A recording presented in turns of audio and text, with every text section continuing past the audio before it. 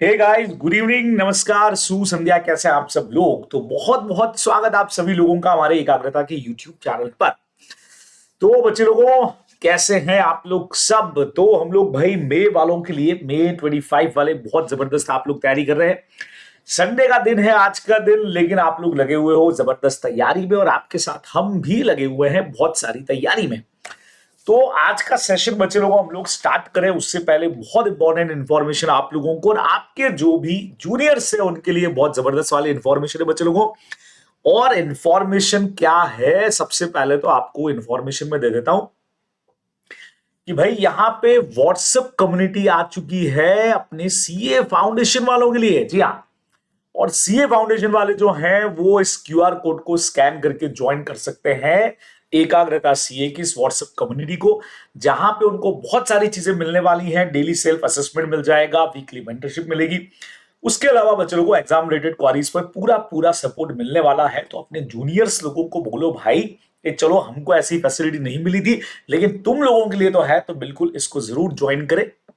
अच्छा, आप लोगों के लिए और आपके बाकी जूनियर्स, देखिए मे वाले तो अभी बहुत शानदार तैयारी के अंदर लगे हुए हैं, लेकिन आप लोग जानते हो कि भाई हमारे लगातार कोर्सेज जो हैं, चाहे हमारे फास्ट ट्रैक कोर्स हो चाहे हमारे रेगुलर कोर्सेज हो, वो आप लोगों को मिल जाते हैं अड्डा 24/7 के ऐप पर। और इस वक्त में 10% डिस्काउंट आप लोगों को जो है उस पर मिल रहा है।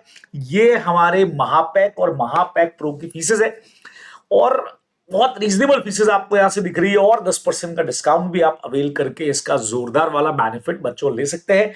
Either CA inter, CA foundation as well as हमारा जो सीए फाइनल का चैनल है बच्चों, वहां से आप सीए फाइनल के कोर्सेज भी हमारे सब्सक्राइब कर सकते हैं। चलिए जी। और मई वालों के लिए तो आप लोग जानते ही हो 45 डेज चैलेंज गोइंग ऑन है। टेस्ट सीरीज मई सितंबर दोनों के लिए सुपर हिट तरीके से चल रही है। तो बिल्कुल आप लोग इन ऑनलाइन टेस्ट को दे करके अपनी तैयारी को बहुत बहुत बहुत स्ट्रॉन्ग कर सकते हैं। अब सर, आज का सेशन में हम लोग क्या करने वाले हैं? आप लोग जानते हो दो सेक्शंस हमारे बाकी हैं भाई, सेक्शन 134, सेक्शन 135। यानी कि कौन कौन से हो गई है? हमारा बोर्ड रिपोर्ट वाला सेक्शन और हमारा सुपर हिट सेक्शन बच्चों सीएसआर वाला अभी तक बाकी है। तो इन दो सेक्शंस पर आज हम लोग लगाने वाले हैं बहुत जबरदस्त वाला रिवीजन। चलिए जी, तो सब लोग तैयार एकदम से? तो बिल्कुल आप लोग तैयार रहेंगे और हम लोग शुरू करने जा रहे हैं बच्चे लोगों। यहां से आप लोग देख सकते हो सेक्शन नंबर 134 पे हमारी बात होने जा रही है स्टार्ट। अब देखो बच्चों, ये एक प्योर थ्योरेटिकल टाइप का हमारा सेक्शन है। वैसे तो लॉ में अपन लोग जानते ही हैं कि मैक्सिमम पार्ट इसी तरह का है, लेकिन इसकी एक बड़ी खासियत ये रहेगी कि कई बार इसके कुछ पार्ट पर बहुत शानदार वाले क्वेश्चंस बच्चों क्वारी हो जाता है। सबसे पहला जो पॉइंट आप लोग देख रहे हो, signing off the financial statement, exam के हिसाब से इंपॉर्टेंट इसलिए है, अलग से इस पर क्वेश्चन बन जाएगा। आप लोगों को दे देंगे कंपनी के फाइनेंशियल स्टेटमेंट है, अब इनको ऑथेंटिक करना है, इस पे साइन करना है, ये ऑफिसर है, ये ऑफिसर है, ये ऑफिसर है। अब बताइए इनमें से किसके साइन एलिजिबल होंगे? तो हमको ध्यान रखना है बच्चों, क्योंकि ऐसा इस चैप्टर में बहुत जगह पे है। तो ध्यान क्या रखना है आप लोगों को कि भाई ये साइन कौन करेगा? चेयरमैन ऑफ द कंपनी बच्चों, अगर वो ऑथराइज है बोर्ड की तरफ से, बराबर। अगर बोर्ड की तरफ से ऑथराइज है तो चेयरमैन करेगा, अदरवाइज टू डायरेक्टर करने वाले हैं, जिनमें से एक का एमडी होना जरूरी है। अपने को ध्यान में रखना है। पहला कंसेप्ट बच्चों, पहला जो आपका पॉइंट कह रहा है, उस कंसेप्ट को आप लोगों को कैसे समझना है कि भाई हमको सिग्नेचर कितने लोगों के चाहिए बच्चों? सबसे पहले तो हमको चाहिएगा चेयरपर्सन का, ठीक है, अगर बोर्ड ऑथराइज करे तो। अगर चेयरपर्सन नहीं है तो उस केस में अपने को दो डायरेक्टर्स के साइन चाहिएंगे, लेकिन इन दो में से भी अगर एमडी है तो फिर एमडी का साइन जरूरी है। अब आपको क्वेश्चन में दे दिया कि भाई ए बी सी 3 डायरेक्टर्स है, उनमें से सी जो है वो एमडी है, लेकिन ए और बी ने साइन कर दिए हैं, नहीं चलेगा। ए और बी में से दोनों करे, एक करे, कोई भी करे, लेकिन सी एमडी है, उसका साइन जरूरी है बच्चों। तो ऐसा क्वेश्चन बन सकता है, ध्यान में रखिए। इनके अलावा वहां साइन किसके होने वाले हैं? तो देखिएगा सीईओ साइन करने वाला है। सेम उसी तरह से बच्चों सीएफओ के साइन होने वाले, और साथ में कंपनी सेक्रेटरी अगर अपॉइंटेड है तो उसके भी साइन होने वाले हैं फाइनेंशियल स्टेटमेंट पे, ठीक है। और अगर हमारी कंपनी 1% कंपनी है, ठीक है, तो only by one director for submission to the auditor for is report thereon. अपन जानते हैं 1% कंपनी है तो एक डायरेक्टर के साइन से भी काम हमारा चलने वाला है, बहुत सिंपल है। और audit report shall be attach to every financial statement, simple, अपने को पता है, ध्यान में रखेंगे। बराबर से, बहुत सिंपल हो गया बच्चों लोगों। बोर्ड रिपोर्ट में क्या आएगा भाई? सर बोर्ड रिपोर्ट अभी बात करने वाला हूं आप लोगों से बोर्ड रिपोर्ट के ऊपर, बराबर से। चलिए आप देखें बोर्ड रिपोर्ट के सारे कंटेंट्स हमने यहां पे लिए बच्चों। मेन मेन कंटेंट्स जो हैं वो सारे मैंने यहां पे आप लोगों के लिए कवर कर लिए हैं। तो इस पूरे चार्ट को आप लोग देखेंगे क्या क्या आता है बच्चों लोगों। सबसे पहले नंबर पे हमने ले लिया कि भाई इसके अंदर आता है जो हमारा एनुअल रिटर्न था उसका वेब एड्रेस आ जाएगा, बराबर से।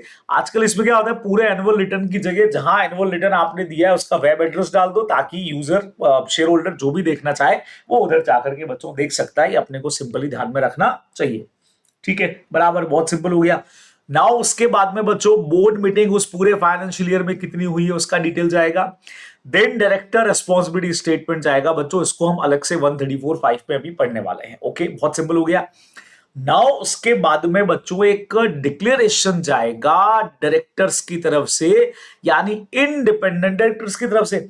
सर ये भी इंडिपेंडेंट डायरेक्टर्स का क्या डिक्लेरेशन है? According section 1497, independent director gives a declaration that he meets the criteria of the independence as provided under section 149(6).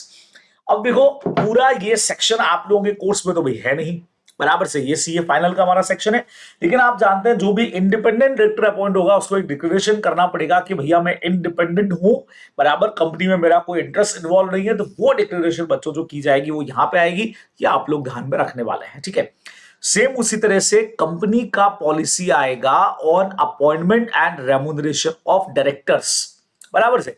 तो अब इसके लिए क्या सीन कहता है बच्चों? अकॉर्डिंग सेक्शन 178(1), हर जो लिस्टेड कंपनी होगी और फॉलोइंग क्लास ऑफ कंपनीज को अपने वहां पे एक नॉमिनेशन और रेम्यूनरेशन कमेटी बनानी पड़ेगी, बराबर से।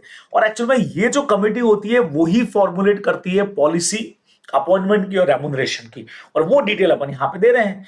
अब ये कौन सी कंपनियां बच्चों? लिस्टेड कंपनियां तो है ही है, उसके अलावा सारी ऐसी पब्लिक कंपनियां जिनका पेड अप कैपिटल 10 करोड़ या उससे ज्यादा का है, या ऐसी पब्लिक कंपनियां जिनका टर्नओवर 100 करोड़ या उससे ज्यादा का है, या फिर ऐसी पब्लिक कंपनियां जिनका आउटस्टैंडिंग या बोरोइंग्स या डिबेंचर जो है बच्चों को 50 करोड़ या उससे ज्यादा का है। तो उन लिस्टेड और पब्लिक कंपनीज को ये कमेटी बनानी पड़ेगी जो रिकमेंड करती है कि भाई कैसे अपॉइंटमेंट होगा या कैसे रेम्यूनरेशन डिसाइड होगा। तो वो सारी डिटेल बच्चे लोगों को हम यहां पे दे रहे हैं हमारी बोर्ड रिपोर्ट में। सिंपल हो गया, बराबर, एकदम आसान है। नाउ नेक्स्ट देखिएगा यहां पे क्या बोला है। नेक्स्ट यहां पे आता है बच्चों को, यहां से अपन इस पॉइंट को लेते हैं। चलो अब मैं कंटिन्यू नहीं लेकर के मैं इसी सीक्वेंस के अंदर ले लेता हूं। तो यहां दिया है बच्चों एक्सप्लेनेशन और comment by the board on audit report and secretarial audit report. अब होता क्या है कि ऑडिट रिपोर्ट हमारे पास है, उसके अलावा कंपनी सेक्रेटरी का जो सेक्रेटरियल ऑडिट रिपोर्ट है उसमें अगर कोई चीज लिखी गई है और उस पर हमारा एक्सप्लेनेशन क्या होगा बच्चे लोगों, उस पर हमारा क्या जवाब है, कंपनी के बोर्ड का क्या जवाब है, ये सारा भी बोर्ड रिपोर्ट के कंटेंट्स में इंक्लूड होगा, अपने को ध्यान में रखना है, ठीक है। उसके अलावा inter corporate loan and advances according section 186 बच्चों ऐसा होता है कि 186 के अंदर आपको इंटर कॉर्पोरेट लोन और एडवांसेस के बारे में दे रखा होता है, बराबर। तो यहां आपको डिक्लेरेशन करना है कि भाई 186 के प्रोविजंस हमने फॉलो किए हैं, उसके हिसाब से दिया है। इंटर कॉर्पोरेट का मतलब जो कंपनीज के बीच के लोन या एडवांसेस हैं। फिर उसके अलावा कंपनी ने अपने रिलेटेड पार्टीज के साथ अगर कोई कॉन्ट्रैक्ट्स कर रखे बच्चों तो उसका डिटेल अपने को यहां पे देना पड़ेगा। यहां से आप लोग मेरे साथ देखेंगे, company shall not enter into any contract और agreement with related party inconsistent with the section 188, बराबर से। अच्छा, डेफिनेशन हमने रिलेटेड पार्टी की ऑलरेडी 2 क्लॉज 77 नहीं, वो रिलेटिव की थी। उससे पहले 2 क्लॉज जहां कंपनी के डायरेक्टर्स आ सकते हैं या ऐसी कोई कंपनी जिसमें हमारा डायरेक्टर मेंबर हो, वो सारे जो अपने पॉइंट्स पड़े थे बच्चों वो अपने को ध्यान में रखना है। तो वो 188 आपने कंप्लाई किया कि नहीं किया उसका डिटेल आएगा। उसके अलावा बच्चों कंपनी की वर्किंग्स नॉर्मल जो भी है, जो पैसा डिविडेंड डिक्लेयर करने से पहले उन्होंने रिजर्व में ट्रांसफर किया या कितना डिविडेंड पे किया वो डिटेल आएगी। मटेरियल चेंजेस अगर कोई हुए हैं कंपनी की फाइनेंशियल पोजीशन में पिछली बार से अभी तक, वो डिटेल आएगी बच्चों। उसके अलावा details of fraud reported by the auditor, याद आया 1 करोड़ से कम का अगर फ्रॉड है तो वो बोर्ड को बताएंगे और बोर्ड यहां पे डिस्क्लोज करेगा। ऑडिट वाले चैप्टर में आप लोग पढ़ करके आते हो 143(12) में, तो वो आने वाला है। उसके अलावा एक बच्चों बहुत बढ़िया चीज आती है, conservation of energy technology observation and foreign exchange. Sir ये क्या है? देखिए कई सारी ऐसी कंपनियां होंगी जो ऐसी मैन्युफैक्चरिंग में लगी हुई है जहां पे हम एनर्जी को कंज्यूम कर रहे हैं, मतलब आपने कुछ एनर्जी, मतलब इलेक्ट्रिसिटी एक्वायर की, हॉर्स पावर एक्वायर की, या टेक्नोलॉजी एक्वायर की, या फॉरेन एक्सचेंज आया, तो यहां हम ये शो करते हैं कंजर्वेशन, कितना यूज किया तो कितना बचाया, है ना।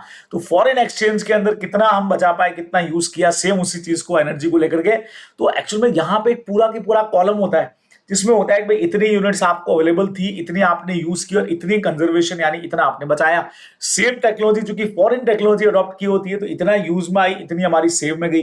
फॉरेन एक्सचेंज का इतना इनकमिंग हुआ, इतना आउट हो गया बच्चों, वो सारा डिटेल अपने को यहाँ पे देना होता है, बराबर। अच्छा, हर कंपनी आजकल रिस्क मैनेजमेंट पॉलिसी बनाती है बच्चों, खास करके लिस्टेड और पब्लिक कंपनीज, तो वो आपको यहाँ पे बनाना पड़ेगा, मतलब वो भी आपको शो करनी पड़ेगी। उसके अलावा सीएसआर पॉलिसी जो अभी अपन 135 में आगे पढ़ने वाले हैं वो भी डिटेल देनी पड़ेगी।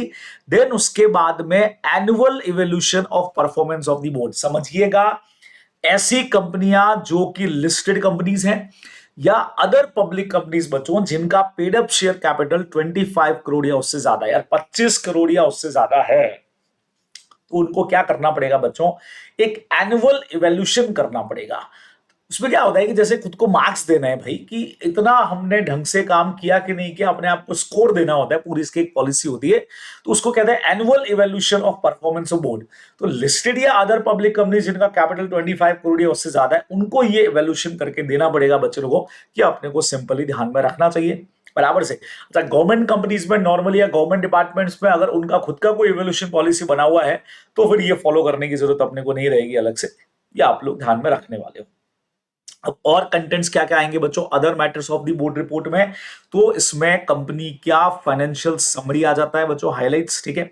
उसके अलावा अगर इस साल में कोई बिजनेस नेचर में चेंज किया किसी तरह का, ऑब्जेक्ट लॉस वगैरह में चेंज है। अच्छा, कंपनी के जो भी डायरेक्टर या केएमपी हैं जिन्होंने जो इस साल अपॉइंट हुए या जिन्होंने रिजाइन किया ड्यूरिंग द ईयर, उसका डिटेल आएगा।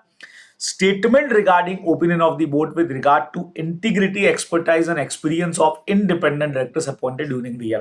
जो इंडिपेंडेंट डायरेक्टर से अपन ने डिक्लेरेशन लिया था, तो बोर्ड का क्या ओपिनियन है उनकी इंटीग्रिटी और एक्सपर्टाइज या एक्सपीरियंस को लेकर के, मतलब उनके बारे में एक इंट्रोडक्टरी पार्ट वो यहाँ पे लिखने वाले हैं, ठीक है। Now becoming or cease to be subsidiary, joint venture और एसोसिएट कंपनियां, इस पूरे साल में जो हमारी सब्सिडरी, ज्वाइंट वेंचर या एसोसिएट बनी या फिर सीज हुई, बनने से गई, कंट्रोल हमारा गया, वो भी डिटेल देना पड़ेगा।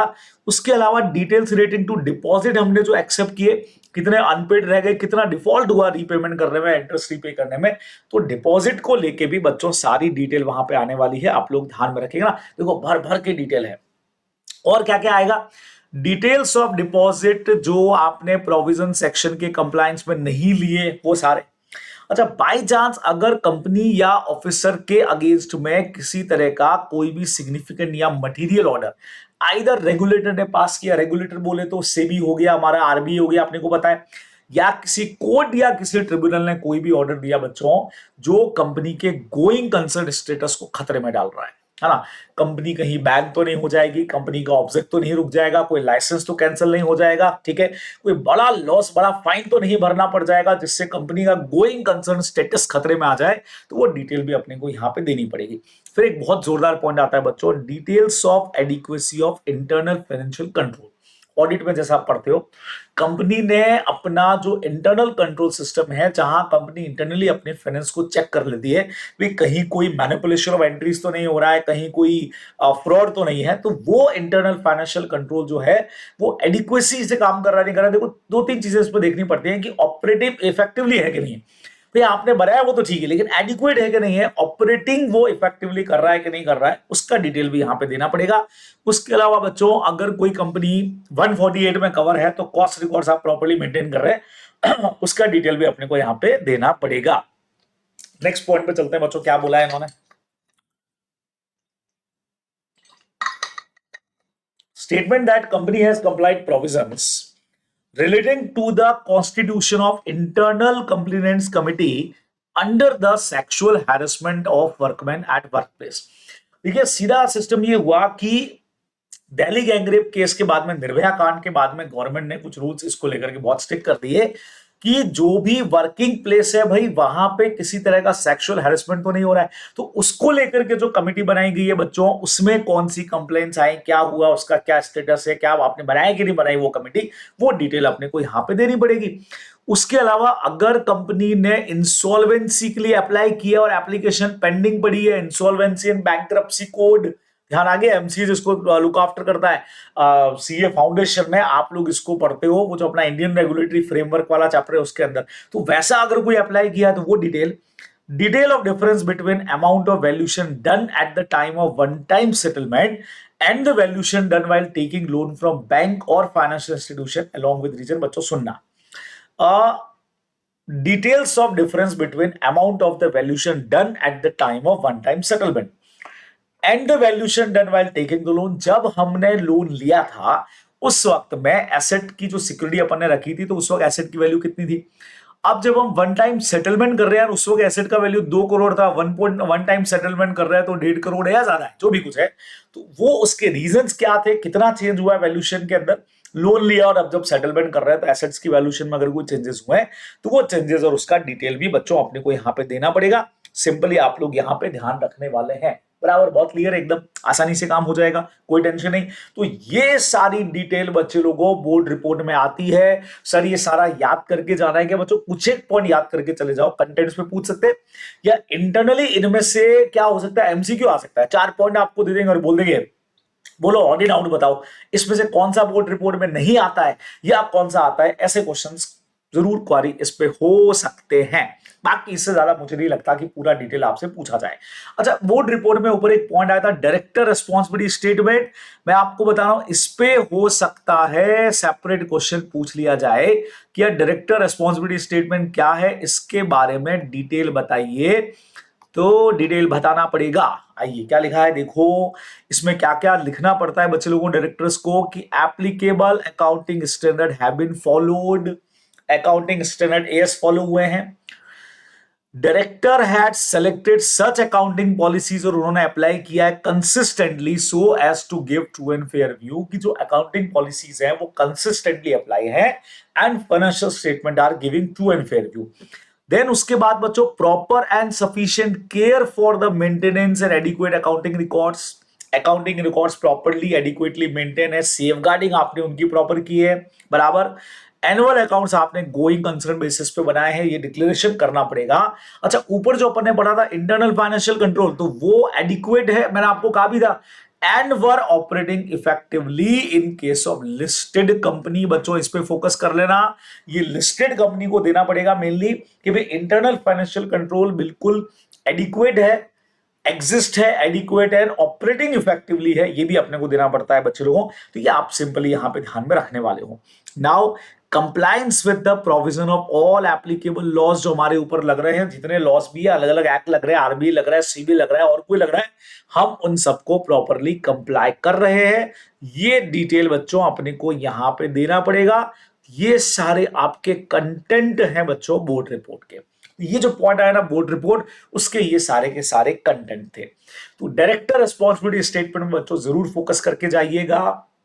नाउ अब क्या होता है, एक चीज और बोली, average the board report for the purpose of compliance of this section by 1% company and small company। Government ने क्या किया कि 1% कंपनी और स्मॉल कंपनी को बोला कि यार तुम लोग एक काम करो, इतना सारा कंप्लायंस तुमको देने की जरूरत नहीं है, बढ़िया तरीके से आप सिर्फ क्या करो, इसका समराइज फॉर्म दे दो, एवरेज शॉर्ट फॉर्म, ठीक है ना, जो अपन ने एवरेज प्रोस्पेक्टस भी पढ़ा था। अब इनके लिए क्या है, स्पेशल प्रोविजन है, ओपीसी के लिए स्पेशल है। एवरेज का मैटर क्या होगा वो तो बट ऑब्वियस है कि डिसाइड करेगी गवर्नमेंट, डिसाइड करेगी।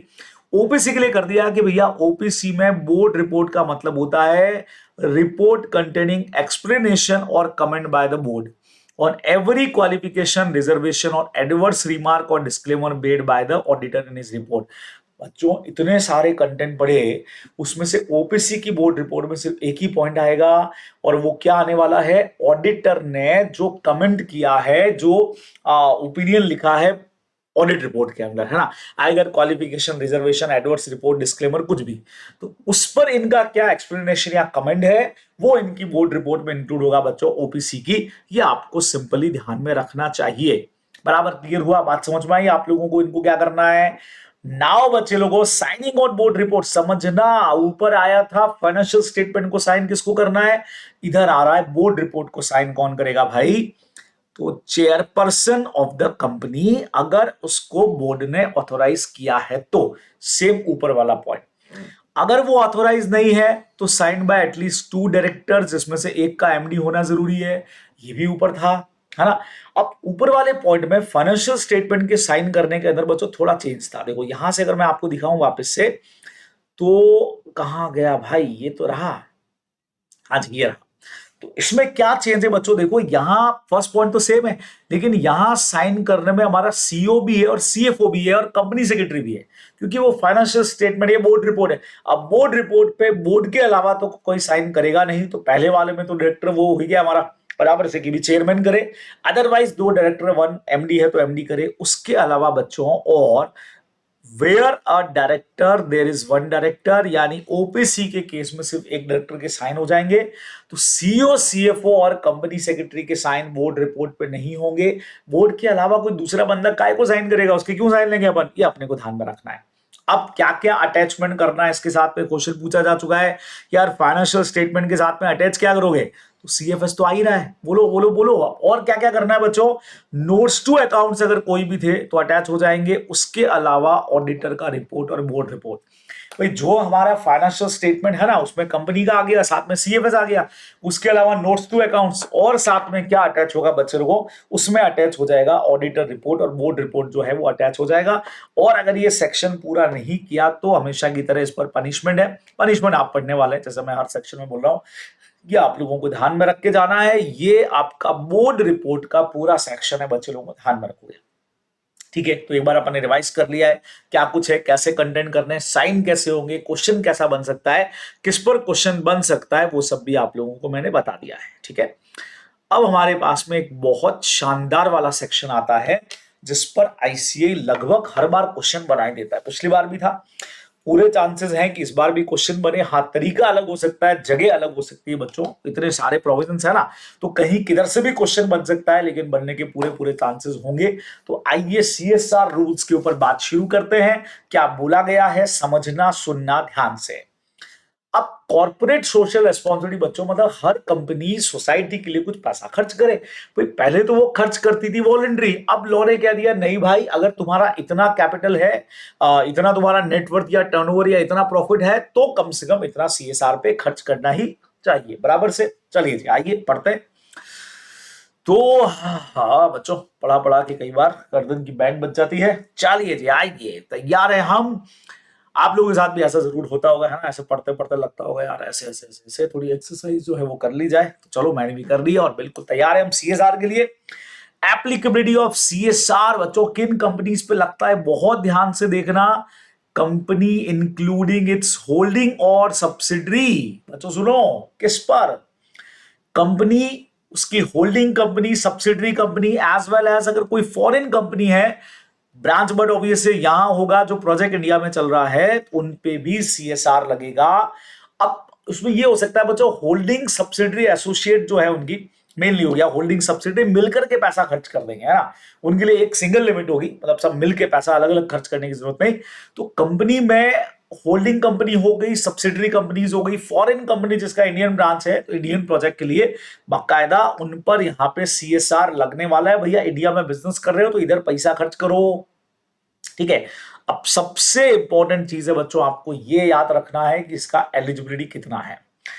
कोई भी ऐसी कंपनी जिसका प्रीवियस फाइनेंशियल ईयर में नेट वर्थ 500 करोड़ या उससे ज्यादा का हो गया है, तीनों में से कोई भी एक कंडीशन चाहिए, या टर्नओवर 1000 करोड़ या इससे ज्यादा का हो गया है, या नेट प्रॉफिट बच्चों 5 करोड़ या इससे ज्यादा का है, तो इसका मतलब है कि उन पर सीएसआर लगने वाला है, बराबर ध्यान रखोगे। लेकिन बहुत इंपॉर्टेंट पार्ट ये बच्चों, अपने को प्रीवियस ईयर का देखना है ना, यानी कि अगर मान लीजिए हमको कहा जाए कि 25-26 में हमको सीएसआर जो है वो देना है कि नहीं देना है, सीएसआर कमेटी बनानी है कि नहीं बनानी है बच्चों, तो हमेशा देखा जाएगा 24-25 का।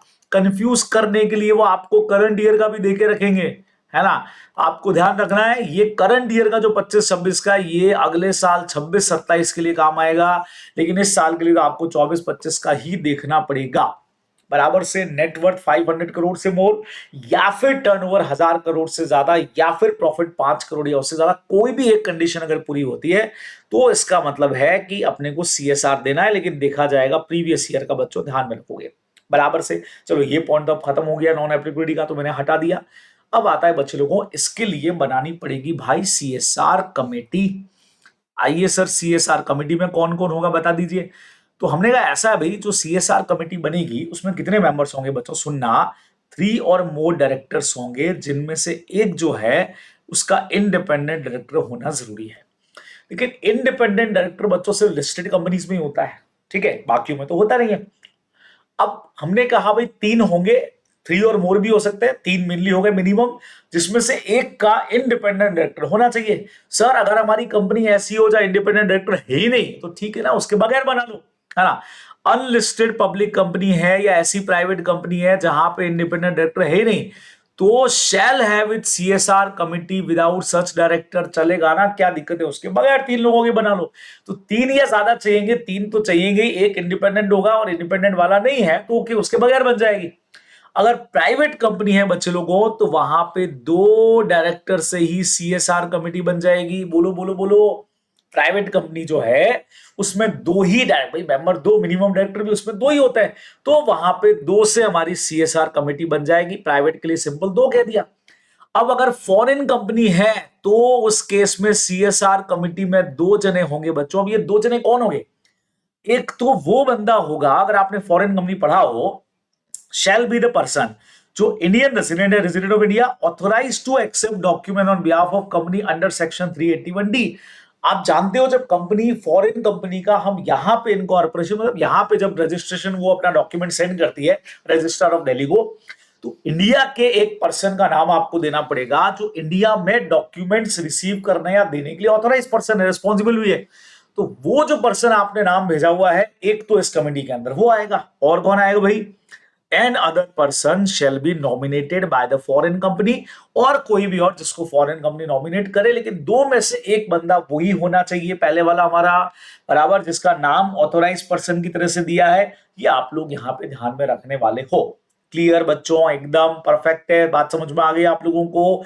तो सीएसआर कमेटी के अंदर ये लोग आएंगे, ध्यान में रख लीजिएगा। 3 और मोर डायरेक्टर, एक इंडिपेंडेंट होगा, नहीं है तो बिना उसकी बनेगी। प्राइवेट कंपनी में 2 से बन जाएगा। फॉरेन कंपनी में अपने को रिक्वायरमेंट फॉलो करनी है 381D में, जो ऑथराइज पर्सन का नाम भेजा था, और एनी अदर पर्सन जिसको कंपनी बनाना चाहे। चलिए जी, अगले सेक्शन की तरफ हम बढ़ गए बच्चे लोगों, ध्यान से देखिएगा क्या बोला है। ये जो कमेटी बनाई यार, इसका ड्यूटी क्या है? अरे भाई, इसका ड्यूटी है फॉर्मुलेट करना और रिकमेंड करना बोर्ड को सीएसआर पॉलिसी के बारे में। सर ये सीएसआर पॉलिसी है हमारी, ठीक है, एज स्पेसिफाइड इन शेड्यूल 7 अभी पढ़ेंगे। आप उन्हीं एक्टिविटीज में पैसा लगा सकते हो जो शेड्यूल 7 में लिखी हुई, बराबर। तो उसके लिए पॉलिसी बना करके बोर्ड को देना कि भैया बोर्ड ये लो पॉलिसी, इसके हिसाब से तुमको काम करना है। उसके अलावा बच्चों कितना पैसा खर्च होना चाहिए, बेसिकली वो रिकमेंड करना, ठीक है, और इस पूरी पॉलिसी को मॉनिटर भी करना। मॉनिटर भी तो करना पड़ेगा, खाली बनाने से क्या होगा। तो पहला नंबर, पॉलिसी बना के रिकमेंड किया, एक्सपेंडिचर रिकमेंड किया। पॉलिसी बना दी आपने कि हम एजुकेशन पे करेंगे, कि हंगर पे करेंगे, या पोवर्टी को खत्म करने के लिए पैसा खर्च करेंगे, या सैनिटेशन के लिए करेंगे, जो भी कुछ है, ठीक है। तो पॉलिसी प्लस कितना पैसा खर्च होने वाला है, और उसको पूरे को मॉनिटर करना है, सिंपल, बराबर। अब बच्चों अपने को पता है, अभी अभी अपन ने पढ़ा था बोर्ड रिपोर्ट में हम सीएसआर पॉलिसी को और इस कंपोजिशन को डिस्क्लोज करेंगे, अभी तो पढ़ा था। जो सीएसआर कमेटी आपने बनाई है, बोर्ड रिपोर्ट में आपको क्या करना पड़ेगा भाई, उसको डिस्क्लोज करना पड़ेगा। अपन बोर्ड रिपोर्ट के कंटेंट्स में भी ये चीज पढ़ करके आए थे, ठीक है, बराबर।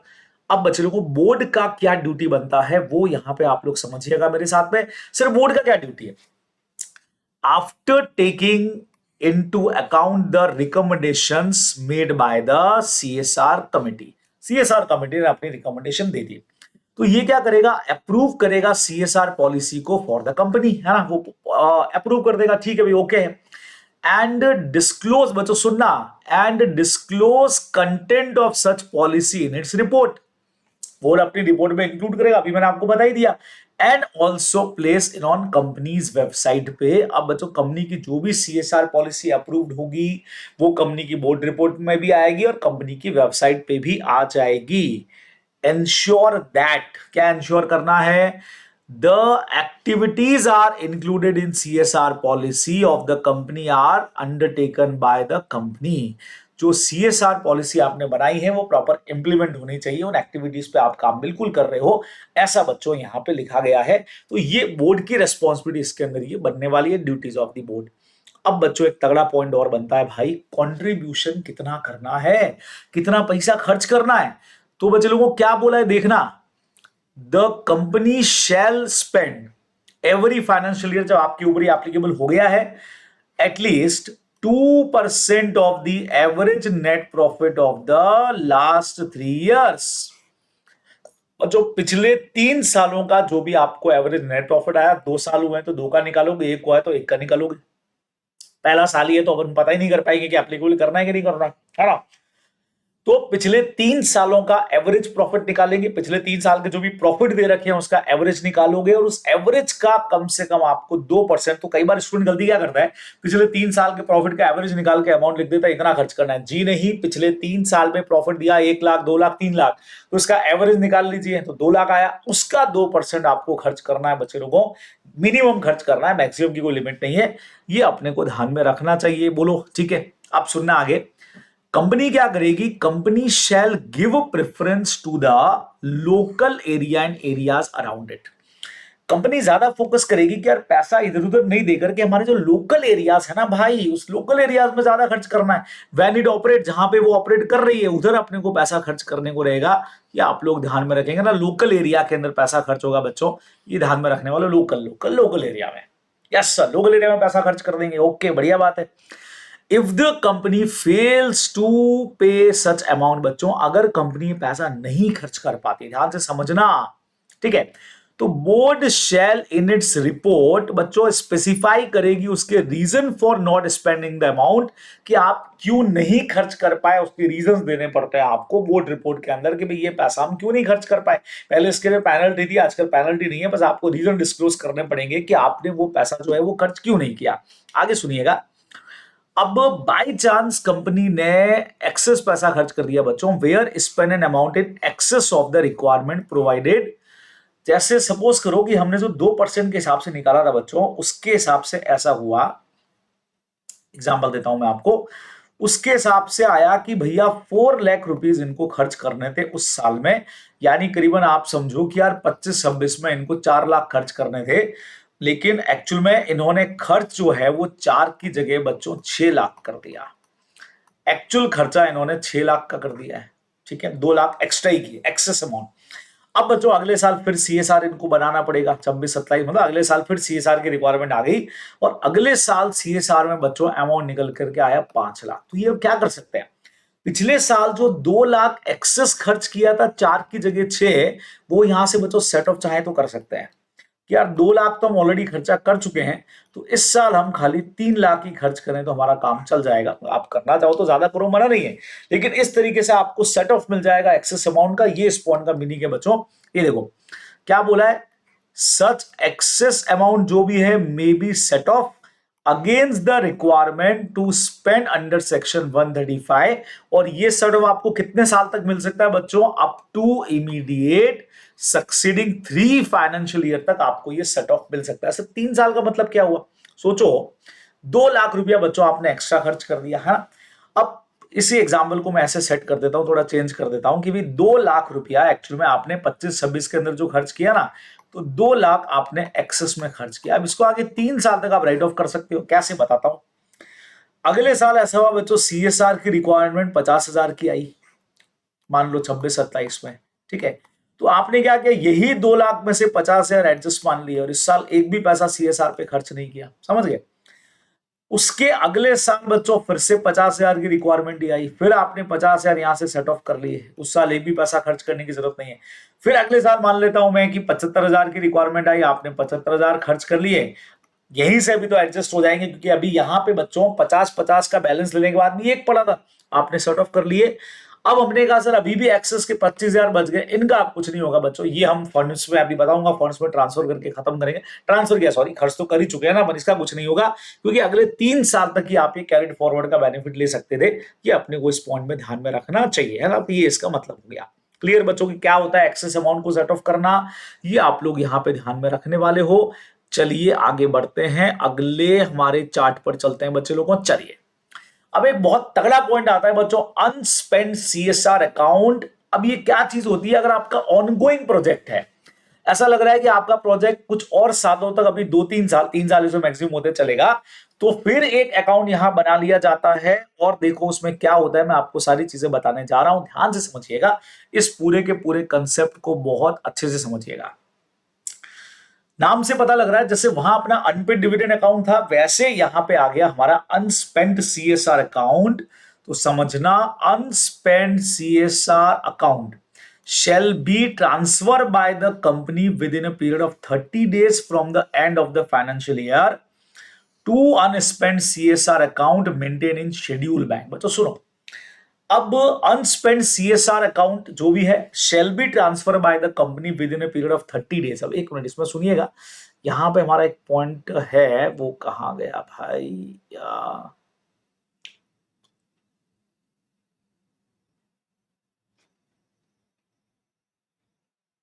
हाँ जी, यस बच्चों अब इसको समझिएगा।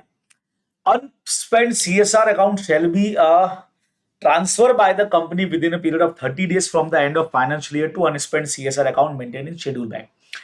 अगर यहाँ पे एक करेक्शन है छोटा सा, ये करेक्शन क्या है, ये जो लाइन है ना ये वाली, ये अनस्पेंड सीएसआर अमाउंट है, नॉट अकाउंट, अकाउंट नीचे आएगा वर्ड। तो जो अनस्पेंड सीएसआर का आपका अमाउंट रह गया जो आप खर्च नहीं कर पाए, जैसे आपको 4 लाख खर्च करना था, आपने खाली 3 लाख ही खर्च किया, 1 लाख रुपए कम खर्च हुए, तो ये ट्रांसफर कर दिया जाएगा कंपनी की तरफ से बच्चों within 30 days from the end of the financial year to unspent CSR account maintain in the schedule bank. जैसे ही फाइनेंशियल ईयर आपका वो खत्म हुआ, 30 दिन में आपको इस अकाउंट में पैसा ट्रांसफर कर देना है। बात समझ में आई, जैसे अनपेड डिविडेंड में करते थे। अब क्या होगा, such amount shall be spent by the company for obligation towards the CSR policy within a period of 3 financial year from the date of such transfer। अब बचे लोगों, this is called ongoing project, है ना। तो company क्या करेगी कि अगले 3 साल के अंदर उस मनी को ट्रांसफर किया, उसके 3 साल के अंदर उसको हम क्या करेंगे, जिस फाइनेंशियल ईयर में आपने ट्रांसफर किया, अगले 3 साल तक कंपनी उस मनी को यूटिलाइज कर सकती है। इस तरह का अगर कोई ऑनगोइंग प्रोजेक्ट है उनका, तो 3 साल के लिए होता है। अगर फेलियर हो गई कंपनी अभी भी स्पेंड करने के अंदर, तो company shall transfer the same to a fund specified in schedule 7 within a period of 30 days from the completion of the third financial year. तो उस साल के बाद के जो 3 फाइनेंशियल ईयर है, तीसरा फाइनेंशियल ईयर जो होगा बच्चे लोगों, उसके एंड के अंदर अपन 30 दिन के अंदर अंदर फिर जो पैसा अभी भी खर्च होने से बच गया, तो शेड्यूल 7 अपन जो पढ़ेंगे उसमें बहुत सारे फंड्स बने हुए हैं अलग अलग तरह के, उसमें आप पैसा ट्रांसफर कर दो। वो सब गवर्नमेंट का फंड होता है बच्चों, अपने को ध्यान में रखना, ठीक है। अच्छा, जब तक कोई अलग से फंड शेड्यूल 7 में स्पेसिफाई नहीं किया जाए, तो शेड्यूल 7 में मैंने आपको कहा ना बहुत सारे फंड्स बने हुए हैं, आप किसी भी फंड में ट्रांसफर कर सकते हो। कल को गवर्नमेंट ऐसा रूल बना दे कि नहीं इसी फंड में आपको प्राइम मिनिस्टर रिलीफ फंड में ट्रांसफर करना है या पीएम केयर्स फंड में करना है, तो उधर कर देंगे अपन। तो ये अनस्पेंड, तो अनस्पेंड का सीन क्या है, अगर आपने कोई ऑनगोइंग प्रोजेक्ट पे पैसा, देखो बच्चों अगर अनस्पेंड रह गया और आपका ऑनगोइंग प्रोजेक्ट नहीं है, तब तो उसी वक्त में उसी साल के एंड में वो जाकर के सीधा शेड्यूल 7 के फंड में ट्रांसफर हो जाएगा। लेकिन अगर आपका ऑनगोइंग प्रोजेक्ट है तो उस पैसे को आप अगले 3 साल तक इस्तेमाल कर सकते हो, और अगर 3 साल में भी नहीं कर पाए तो फिर उसके खत्म होने के 30 दिन के अंदर आपको ये शेड्यूल 7 के किसी फंड में वो अमाउंट ट्रांसफर कर देना चाहिए।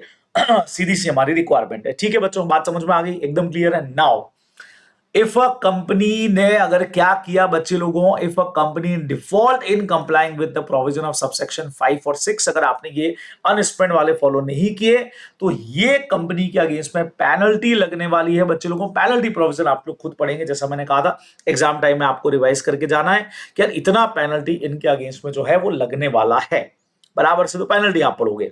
चलिए मैं आगे बढ़ता हूं। अब direction by the central government, sir ये क्या बोला है समझना, ये कह रहे हैं the central government may give such general और special direction to a company और class of company as considered necessary to ensure the compliance of the provision of this section. Time to time पे central government ने covid के time पे बहुत direction दिए बच्चों, ये कौन सा पैसा सीएसआर के लिए खर्च माना जाएगा, कौन सा खर्च नहीं माना जाएगा, ऐसे बहुत सारे डायरेक्शन उन्होंने दिए। तो ठीक है ना, वो फॉलो करेंगे अपन, सीधी सी बात हो गई। नाउ ऐसा कब होगा कि हम सीएसआर की लिमिट में आ रहे हैं लेकिन हमको सीएसआर के लिए पैसा खर्च करने की जरूरत नहीं है। यानी हमने वो जो कैलकुलेशन किया, कौन सा वाला बच्चों, वो 2% ऑफ द नेट प्रॉफिट वाला। और जैसा मैंने आपको एग्जांपल लिया था कि यार हमारा सीएसआर का जो अमाउंट निकल करके आया वो सिर्फ 4 लाख ही आया। तो अब लॉ ने एक नया प्रोविजन बनाया, where the amount to be spend by the company under subsection 5, पिछले 3 साल के प्रॉफिट का एवरेज निकाल करके उसका 2% करना है। बार बार बोल रहा हूं, इस पॉइंट को ध्यान रखिएगा, है ना। तो इन्होंने बोला, क्या बोला, does not exceed 50 lakh rupees. अगर वो अमाउंट 50 लाख से ऊपर नहीं आ रहा है, अपना तो 4 लाख ही आ रहा था, ठीक है, तो ये कहते हैं the requirement of constitution of CSR responsibility, CSR committee shall not be applicable. ये सीएसआर कमिटी मत बनाओ। तो सर क्या सीएसआर का पैसा खर्च नहीं कर रहा है? अरे ये कौन मना कर रहा है? अलग से कमेटी बनाने की जरूरत नहीं है बच्चे लोगों। और जो भी उस कमेटी के फंक्शन होते हैं वो सारे बोर्ड ही कर लेगा, discharge by the board itself. बच्चों बहुत बढ़िया पॉइंट है। देखो, अगर हमने पैसा निकाला, हमने जो सीएसआर का अमाउंट निकाला कि 2% के हिसाब से इतना होता है, और अगर वो 50 लाख या उससे ज्यादा का है, मोर देन 50 लाख है, क्या बोला हुआ है सेक्शन के अंदर, डजंट एक्सीड 50 लाख है, तो मतलब 50 लाख आ गया, उससे ज्यादा आ गया, तब तो हम सीएसआर कमेटी बना देंगे।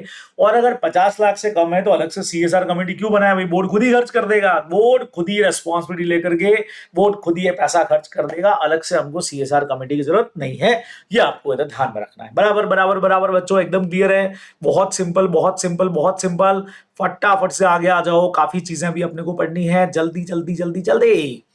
अब जो एवरेज नेट प्रॉफिट, वो तो अपन ने पढ़ लिया, पिछले 3 साल के प्रॉफिट का एवरेज करेंगे।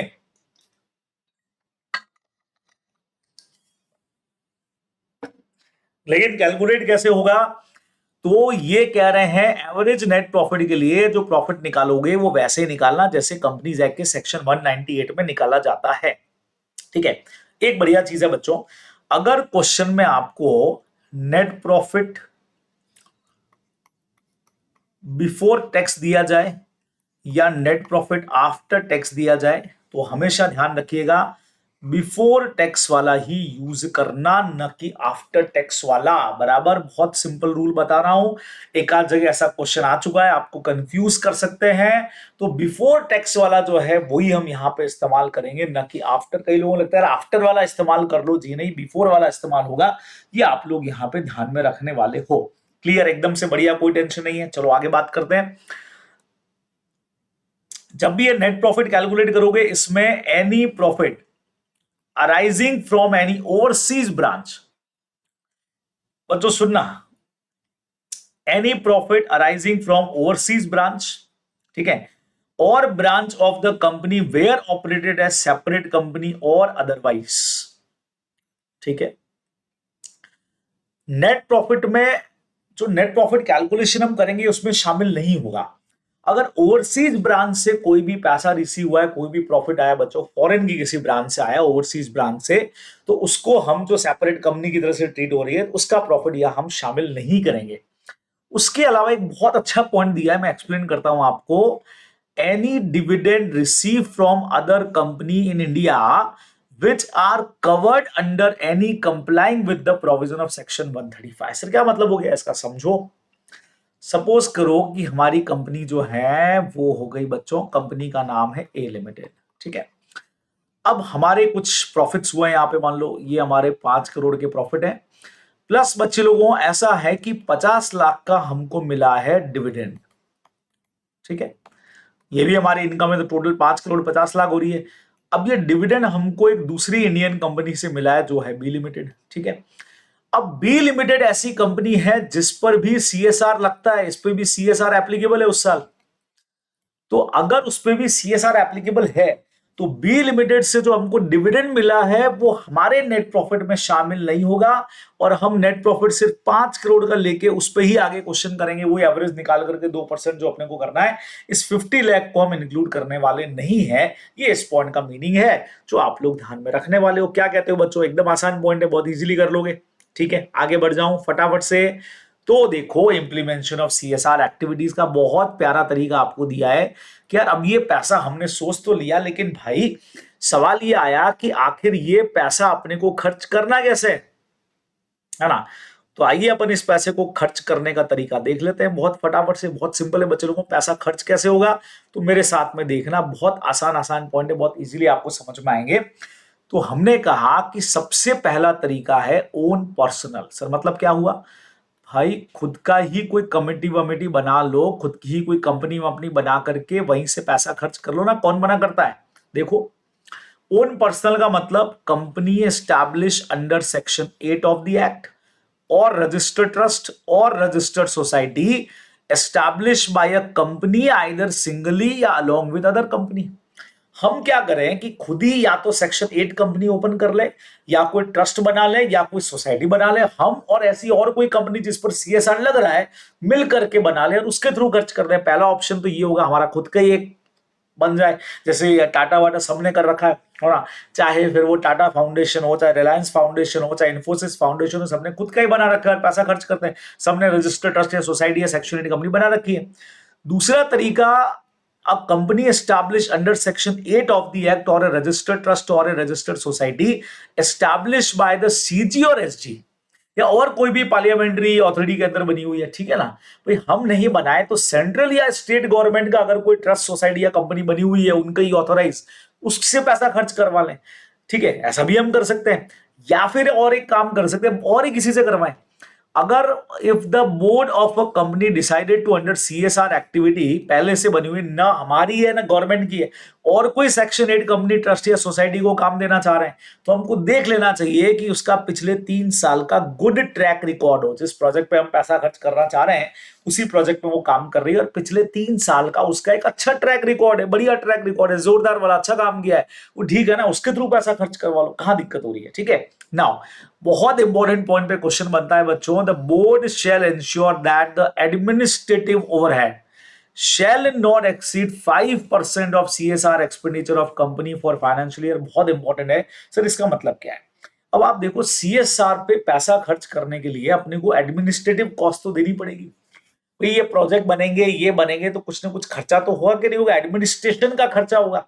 अब वो खर्चा जो है सर, ये कह रहा है तो खर्चा 5% ज्यादा का नहीं होगा ना ना, इसका ये मतलब नहीं है। Board shall ensure that administrative overhead shall not exceed 5% of the total CSR expenditure of the company. मतलब जितना उस साल का सीएसआर एक्सपेंडिचर हुआ है उसके 5% से ज्यादा नहीं होना चाहिए। अभी जो 5% वाला है उसको तो सीएसआर में ही अलाउड मान लिया जाएगा, समझ रहे हैं? मतलब आज हमारा सीएसआर का मान लीजिए अमाउंट निकल करके आया, जैसे मैंने कहा था आपको कि यार सीएसआर में हम 4 लाख रुपया खर्च करने की सोच रहे हैं। ठीक है, तो 4 लाख का हमने 5% किया बच्चों, कितना आया? 20,000 आया, 20,000 रुपया। तो 20,000 रुपया तक का जो एक्सपेंडिचर है उसको तो हम सीएसआर का पार्ट ही मान के चलेंगे। यानी हम मानेंगे कि भाई 4 लाख में से 4 लाख खर्च करना है, 20,000 तो एडमिनिस्ट्रेटिव कॉस्ट का हो गया, रिमेनिंग 3,80,000 आप अभी और खर्च कर दो ना। तो अगर 380 खर्च किए प्लस 20,000 मिला के 4 लाख हो रहे हैं, तो यही माना जाएगा कि हाँ भाई हमने ये खर्चा किया। इससे ऊपर अगर है तो वो फिर इसका पार्ट नहीं माना जाएगा, वो जैसे कंपनी नॉर्मल अपना खर्चा कर रही है वैसे इसका पार्ट मानने का तो हम अलाउड सिर्फ कितना करेंगे? 5% ऑफ टोटल सीएसआर एक्सपेंडिचर बच्चों। ये इस पॉइंट का मीनिंग है जो अपने को ध्यान में रखना चाहिए। समझ गए आप लोग? अब बच्चों शेड्यूल 7 की एक लिस्ट आती है पूरी बड़ी सी। अब ये तो ऐसी पढ़नी है अपने को, ये लिस्ट वो है थोड़ा सा आइडिया के लिए कि जहां कंपनी लॉ ने खुद ने कह दिया भैया सीएसआर पे पैसा खर्च करना है तो इन्हीं में से किसी पे करना पड़ेगा। पहला नंबर बच्चों एकदम आसान है, भुखमरी को रोकना। ये देखो, भुखमरी को रोकना, गरीबी को रोकना, कुपोषण को रोकना, उसके अलावा हेल्थ केयर या सैनिटेशन को प्रमोट करना, स्वच्छ भारत के लिए पैसा खर्च करना, सेफ वाटर के लिए, वो सब इसमें कवर है। सेकंड नंबर बच्चों एजुकेशन को प्रमोट करने के लिए बराबर से special education, employment, vocational services जिससे रोजगार मिल सके अमंग चिल्ड्रन, वुमेन या जो सोसाइटी सोसाइटी से डिसेबल्ड लोग हैं, आप इस तरह के जो लोग हैं उनके एनहांसमेंट प्रोजेक्ट के लिए पैसा खर्च करना, तो बैकवर्ड एरियाज के इस तरह के। ठीक है, तीसरा नंबर बच्चों, जेंडर इक्वलिटी को प्रमोट करना। भाई महिला पुरुष सब समान है, वुमेन को पावरफुल बनाना, जो वैसे भी पावरफुल है और बनाना। ठीक है, setting up homes and hostel for women and orphans, बराबर, बहुत सीधा सा हो गया। उसके अलावा old age home, day care centre, senior citizen के लिए फैसिलिटी वगैरह प्रोवाइड करने के लिए बच्चे लोगों, या बैकवर्ड एरियाज को इकोनॉमिकली स्ट्रॉन्ग बनाने के लिए। तो अल्टीमेटली इन सब में से किसी के लिए भी पैसा खर्च कर सकते हो आप सीएसआर में, कोई भी एक है, एक से ज्यादा के लिए। यहां हम एनवायरमेंटल पे आ गए बच्चों, इकोलॉजिकल बैलेंसेस के लिए, फ्लोरा फोना, जो भी अपना पेड़ पौधे हो गया, मिट्टी हो गया, जमीन हो गया, ये सब फॉरेस्ट वगैरह, इनको प्रमोट करना, इनके प्रोटेक्शन के लिए। एनिमल वेलफेयर हो गया बच्चों, एग्रो फॉरेस्ट्री हो गई, नेचुरल रिसोर्सेज को मेंटेन करना, quality of soil air and water को स्ट्रॉन्ग बनाना, क्लीन गंगा फंड में पैसा देना, ये सब इसी का पार्ट है। फटाफट से पढ़ रहे हैं इसको, अपन कोई खास बात नहीं, पढ़ना पड़ेगा बस एक बार। अच्छा, जो हमारा हेरिटेज है, आर्ट है, कल्चर है, रिस्टोरेशन ऑफ बिल्डिंग है, पुरानी जो हमारी आर्ट की चीजें हैं उन सबको सेफ रखने के लिए, उनको प्रोटेक्ट करने के लिए पैसा खर्च करना बच्चों। पब्लिक लाइब्रेरी हो गया, ठीक है, promotion of development of traditional art और हैंडीक्राफ्ट के लिए, ठीक है ना। उसके अलावा बच्चों बेनिफिट ऑफ जो हमारे आर्म फोर्स वेटरन्स हैं, बराबर, जो आर्मी के अंदर कोई घायल हो गए हैं, बीमार हैं, वॉर विडोज हैं, उनके डिपेंडेंट्स हैं, फिर वो चाहे सीएपीएफ के हों, चाहे फिर वो सीपीएमएफ को हों, या उनके जो भी डिपेंडेंट है बच्चों, वो सब इसमें इंक्लूड रहेंगे, अपने को ध्यान में रखना है। ठीक है, फिर ट्रेनिंग करना, प्रमोट करना रूरल स्पोर्ट्स को, ठीक है, या जो पैरालंपिक या ओलंपिक अपने यहाँ होती है बच्चों, जो स्पेशली डिसेबल लोग हैं उनके लिए पैरालंपिक होता है, या ओलंपिक वाले जो गेम्स हो गए उसको प्रमोट करने के लिए पैसे वैसे देना। फिर कंट्रीब्यूशन करना पीएम नेशनल रिलीफ फंड में, या PM cares fund. PM care fund का मतलब पीएम के केयर नहीं होता है, इसका फुल फॉर्म क्या है, prime minister citizen assistance and relief in emergency situation fund बच्चों, उसको पीएम केयर्स फंड बोला जाता है। और कोई भी सेंट्रल गवर्नमेंट का जो फंड है सोशल इकोनॉमिक डेवलपमेंट के लिए, ठीक है, वेलफेयर ऑफ शेड्यूल कास्ट या शेड्यूल ट्राइब या फिर बैकवर्ड क्लास या माइनॉरिटी एंड वुमेन्स के लिए, उसके लिए पैसा खर्च करना। उसके अलावा बच्चे लोगों, सेंट्रल गवर्नमेंट अगर इनमें से किसी यूनिवर्सिटी के साथ जुड़ी हुई है, उसमें आप पैसा दे रहे हो, है ना। अगर इंक्यूबेटर्स और रिसर्च डेवलपमेंट के लिए पैसा दे रहे हो, ठीक है, जहां पे सेंट्रल या स्टेट गवर्नमेंट अटैच है बच्चों, फिर वो चाहे कोई पब्लिक फंडेड यूनिवर्सिटी हो, आईआईटीज हो, नेशनल लेबोरेटरीज हो, ऑटोनोमस बॉडीज हो, डीएई हो गया, DBT, DST, department of pharmaceutical, इन सब के लिए पैसा खर्च करना बच्चों, इनके लिए पैसा देना, वो सब भी आपकी सीएसआर एक्टिविटीज में कवर है। आयुष हो गया, आयुर्वेदिक, योगा, यूनानी, बराबर, ये सारा जो हमारा होता है, बराबर। डीआरडीओ, वो जो तुमको ध्यान है उरी पिक्चर में जो प्लेन बना करके दिया था, वो डीआरडीओ ही था हमारा, बराबर। देन ये सारा कुछ हमारा हो गया, इन सब के लिए पैसा खर्च करना, बहुत फटाफट से मैंने पढ़ दिया ये। रूरल डेवलपमेंट के लिए बच्चों पैसा देना, इन सब प्रोजेक्ट पे आप लगा सकते हो, स्लम एरिया के डेवलपमेंट के लिए। और डिजास्टर मैनेजमेंट, अभी कोविड के टाइम पे जितना पैसा डोनेट किया इन्होंने, अगर सीएसआर में गया है तो वो सब इसी पॉइंट में गया बच्चों। डिजास्टर मैनेजमेंट जो होता है, फ्लड आ गया या किसी तरह का और कोई अर्थक्वेक आ गया, उन सब के लिए, ठीक है ना, ये ध्यान में रखना है। ठीक है, अब ये कोविड-19 वाले पॉइंट है बच्चों, अब ये ज्यादा इस वक्त दिमाग लगाने की जरूरत नहीं, कोविड-19 का पोर्शन लगभग अब जा चुका है, ठीक है, उसकी रिपोर्टिंग की ज्यादा अपने को बात करने की जरूरत नहीं होती है कि भाई उस वक्त में जो सीएसआर का पैसा अवेयरनेस या कैंपेन के लिए जो खर्च किया गया था, या जो वैक्सीनेशन प्रोग्राम था, उसको बच्चों सीएसआर एक्टिविटी इन्होंने माना। लेकिन वैक्सीनेशन किसके लिए होना चाहिए, कंपनी अगर खुद के एम्प्लॉइज के लिए कर रही है, उनकी फैमिलीज के लिए तो नहीं माना जाएगा, है ना। उसके अलावा बच्चों का मेक शिफ्ट हॉस्पिटल बनाए थे, मोबाइल हॉस्पिटल वगैरह, कोविड केयर फैसिलिटी, वो भी सीएसआर का पार्ट माना। उसके अलावा जो हेल्थ इंफ्रास्ट्रक्चर कोविड के टाइम पे बनाया, ऑक्सीजन जनरेशन या स्टोरेज प्लांट बनाया, वो भी इसी का पार्ट माना गया। मेडिकल इक्विपमेंट्स वगैरह जो भी बनाया, ये अवेयरनेस के लिए आपने प्रोग्राम चलाए। अच्छा, spending CSR fund vaccination for person other than employees and their families के लिए जो आपने पैसा खर्च किया, वो सब सीएसआर का ही पार्ट था। कॉमनली बच्चों अपने को ध्यान में रखना चाहिए। चलिए जी, फाइनल आ गए अपन एक्सेप्शन टू सीएसआर पॉलिसीज बच्चे लोगों, किसको हमको सीएसआर नहीं मान करके चलना है भाई, उससे रिलेटेड भी तो पॉइंट है हमारे पास में। क्या बात कर रहे हो सर, इनको सीएसआर नहीं मानना है? जी नहीं, इनको सीएसआर नहीं मानना है। आइए कौन कौन है, क्या क्या है, मेरे साथ में देखो फटाफट से। ये देखिए, तो ये पॉइंट्स बच्चे लोगों क्या कहते हैं समझना बढ़िया से। हमारे पॉइंट है amount contributed to any political party. बच्चों, पॉलिटिकल पार्टी को अगर पैसा देते हो भाई, तो सीएसआर में काउंट नहीं होगा, बराबर। Same CSR activity should not include any activity undertaken by the company during the normal course of business. Suppose करो जैसे मैंने कहा था वैक्सीनेशन ही कंपनी बना रही है और अपने एम्प्लॉयज को दे रही है, आपके नॉर्मल कोर्स ऑफ बिजनेस का काम है। सेम उसी तरह से बच्चों कंपनी केमिकल्स बनाती है और केमिकल में लेबोरेटरीज को ही डोनेट करती है, उनको पता है आगे जाकर के हमारा ही एक शायद केमिकल काम में लेंगे, ठीक है। तो वो सारी चीजें जो आपके ऑर्डिनरी कोर्स ऑफ बिजनेस से जुड़ी हुई है उसमें पैसा देना सीएसआर का पार्ट नहीं माना जाएगा। या कोई भी ऐसा प्रोजेक्ट या प्रोग्राम जो वो अपने एम्प्लॉयज या उनकी फैमिली के लिए बेनिफिट के लिए चलाती है वो सीएसआर का पार्ट नहीं होगा। या बच्चों आउटसाइड ऑफ इंडिया अगर आप कोई प्रोजेक्ट कर रहे हैं तो सीएसआर का पार्ट नहीं है, तो पॉलिटिकल वालों को नहीं देना है। सेकेंड नंबर, जो नॉर्मल कोर्स ऑफ बिजनेस से ही आपके कनेक्टेड हो, आप ही बिस्किट बना रहे हैं बच्चों और अपने ही बिस्किट बांट दिया आपने ले जाकर के, बराबर अपने ही बिस्किट बनाए है ना। आज पार्ले जी कंपनी सोचे कि यार खुद के बिस्किट हम गांव के अंदर बांट देते हैं या ये फ्लड के टाइम पे बांट देते हैं, तो भैया वो सीएसआर का पार्ट नहीं माना जाएगा क्योंकि आपके नॉर्मल कोर्स ऑफ बिजनेस से कनेक्टेड है, ठीक है। या अपने एम्प्लॉइज के बेनिफिट के लिए आपने कोई काम कर दिया, स्कूल कॉलेज खुलवा दिया उनके लिए, तो सीएसआर का पार्ट नहीं है। उसी तरह से आउटसाइड ऑफ इंडिया करोगे तो सीएसआर का पार्ट नहीं है। फिर बच्चों सीएसआर का रिपोर्टिंग करना है, पहले ही बात कर चुके हैं, board report of covered pertaining any financial year shall include annual report on CSR, आते ही आता है। फॉरेन कंपनी के केस में बैलेंस शीट जो फाइल होगी 381(1)(b में, उसमें भी सीएसआर का रिपोर्ट जाएगा बच्चों। फॉरेन कंपनी भी तो खर्च कर रही है सीएसआर पे। उसके अलावा every company having average CSR obligation of 10 crore और more in pursuance of section of act in immediately 3 preceding financial, तो अच्छा पॉइंट है, सुनना। Every company having average CSR obligation उनका आ रहा है 10 करोड़ या उससे ज्यादा का in the immediately 3 preceding financial year, 10 crore या उससे ज्यादा का ही आ रहा है उनका, ठीक है। तो उनको क्या करना पड़ेगा बच्चों, एक इंपैक्ट असेसमेंट करवाना पड़ेगा कि जो पैसा खर्च कर रहे हैं उसका इंपैक्ट आ रहा है कि नहीं आ रहा है, यूजफुल है कि नहीं है। इंडिपेंडेंट एजेंसीज होती है उनसे करवाना पड़ेगा, ठीक है। Of their CSR project having outlays of 1 crore rupees और मोर। अब सुनो सुनो सुनो, बहुत इंपॉर्टेंट चीज है।